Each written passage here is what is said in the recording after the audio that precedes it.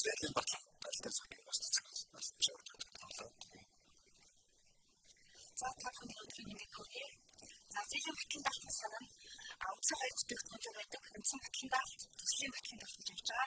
Одоо манай өнөөдрийн хэрэгж байгаа үйл ажиллагаа маань үндсэн батлын даалт буюу манай банкас төлөвлөж явж байгаа банктай хамтран ажиллаж явуулдаг энэ бүтээгдэхүүн байна. За энэ бүтээгдэхүүнээр ямар ч хэрэгтэй гэхээр тухайн зээлдэгч маань барьцаа хөрөнгөний төлөвлөж байгаа. Барьцаа хөрөнгөний төлөвлөлөөр та бүхэн мэдчихэж байгаа. Мэдээж банк маань тодорхой хэмжээнд төлөвлөдөг. Үндсэн хэрэгслөө зээл хөсөлж байгаа юм аа гэхэд түүн дээр нь төрөөс буюу зээлийн батлын даалтаас авал батлын даалтын одоо орсон гэрээний хотод явагддаг. За ер нь бол манай бүтээгдэхүүн бол зээлийн батлын даалт гэдэг нь сайд маань тодорхойлж хэлсэн. За барьцаа хөрөнгийг хэрхэн тодорхойлох вэ гэвэл тухайн аж ахуйн нэгж компани нэрээр байгаа хөрөнгө тухайн компаниг эзэмшиж байгаа эзэмшигч чинь тэр батлаас дэш хоёр эзэмшилтэй одоо бүтээдийн төгний өмч хөрөнгөд тухайн барьцаа хөрөнгөнд орж тооцдог байна. За энэ банк маань одоо өөрөө яг энэ шалгуурлын дагуу барьцаа хөрөнгөдийг өмнөх үзээд хөрөнгө тохиолдлоор манайх зөвлөдөг наач төлөвлөж байна.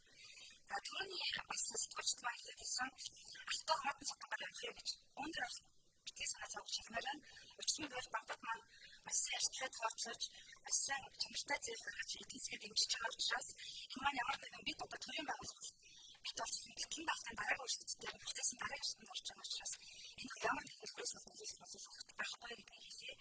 За батлын даалтын сан дээр дахиад түүнийг асуултанд нэмээд хэлчих ямар шалгуулт зүйл тавьчихсан гэж хэлсэн. Гол шалгуулт маань төрийн стратегиуд төлөвлөж байх гэдэг үзүүлэлтийг барьна. За тэгээд жижиг дунд үйлчлэгээ зөвлөж гэдэг гол манай дээр хууль хэмжээгээр ажилладаг байгаа.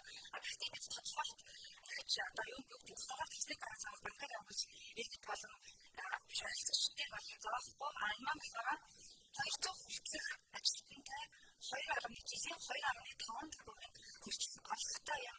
Ажлын нэгжүүд маань жижиг дунд үйлчлэгээ хийхэд тодорхойлт багтдаг учраас тухайн баталгаатай агаад ирсэн тохиолдолд бол энэ бол асуудалтай. Тэгэхээр бүх шаардлагатай гэж үзэх манайх бол одоо физиктэй ажлынхаа харьяаж ажиг төлөвлөлтийн газраас тухайн тодорхойлогддог бол хавтахын боломжтой гэж байна.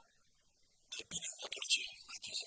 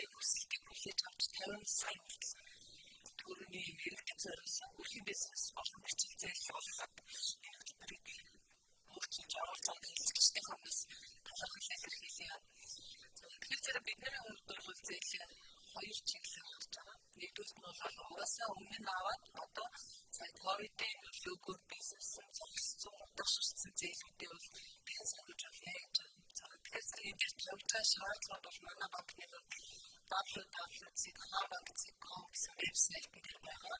Иргэдийн мөрхийн зээл гэдэг тэр хэсгийг харуул бүтгэн тавьж байгаа шаардлага байна.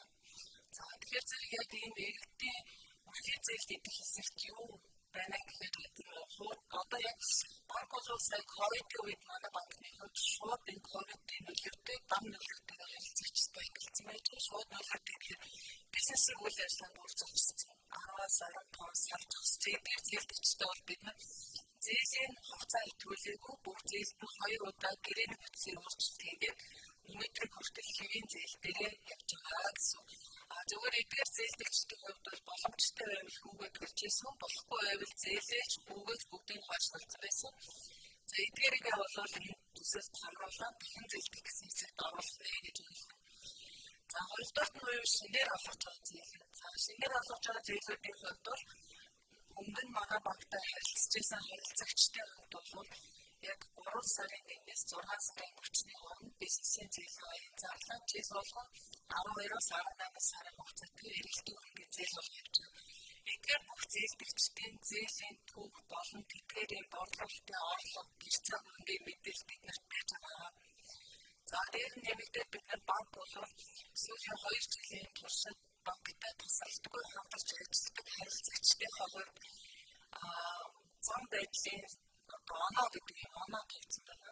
За тэгээд одоо behavioral scoring гэдэг монголоор орчуулахаар нэг ийм үг болоод байна. За энэ маань болохоор юу гэдэг бизнестэй хандж байгаа хандлага уу тухайн бизнес эрхлэгч нь өөрийнхөө бизнесийн орлогыг дамжуулах харилцах болсных нь орлого дээр дүн шинжилгээ хийгээд энэ хүний тогтвортой орлого нь ийм байдаг юм байна. Ийм төрний сар гэдгээр ирдэг, заавал гэдгээр ирдэг.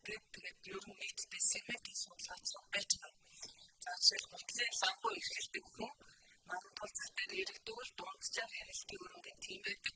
Тэгээд ийм зээлийн шаардлага байдаг гэдэг мэдээлэлүүд бол биднэрт тааж байгаа. Тэгэхээр зээлийг зориулт бусаар ашиглуулах дээр нь бид нар бол энэ өөрсдийнхөө тавьсан оноо болон тухайн зээл хүс гэж ирсэн харилцагчийн өөрийнх нь манай банкнд байж байгаа харилцах даснуудын мэдээллийг боловсруулаад энийг аваад авчих боломжтой байж байгаа. За барьцаа хөрөнгөний тухайд түрүү асуусан тийм ээ. За тэгэхээр барьцаа хөрөнгө бол өрхийн зээлийн хувьд 15 сая хүртэлх төрөлт бол үйл хөдлөх хөрөнгө барьцаалахгүй эргэлтийн хөрөнгө шаардна. Эргэлтийн хөрөнгө бол тухайн өөр дээр нь байж байгаа бараа материалыг 30%-аар нөлөөлж авах боломжтой байгаа. За хэрвээ шаардлагатай гэж өөрснөө үзээд үйл хөдлөх хөрөнгөө барьцаалъя гэх юм бол үйл хөдлөх хөрөнгө Улаанбаатар хотод 65%, орон нутагт бол 50%.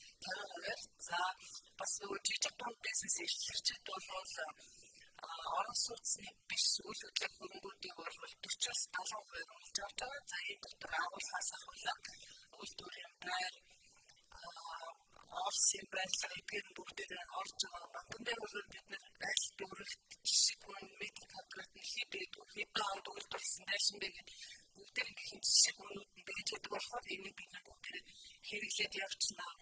За зорилттой харилцагчийн хувьд бол бид нар зөвхөн зах худалдааны төвөд гэх байгаа. За Улаанбаатар хот болон нийт аймгийн төвөд худалдааны төвөд одоо тэр сая зэрэгтэй байж байгаа хүмүүс эдгээр хүмүүс бас байж болно. Хэрвээ шинээр манай харилцагч болох гэж бол тухайн зах дээр тусгалтгүй үйл ажиллагаа явуулдаг буюу лангуу түрээслэгч гэдэг залтаа хийсэн гэрээ байхад бол бид энийг бизнесийн үйл ажиллагаа эрхэлдэг хүн байна гэж мэдээж аваад үргэлжлүүлэн харилцах боломжтой байгаа.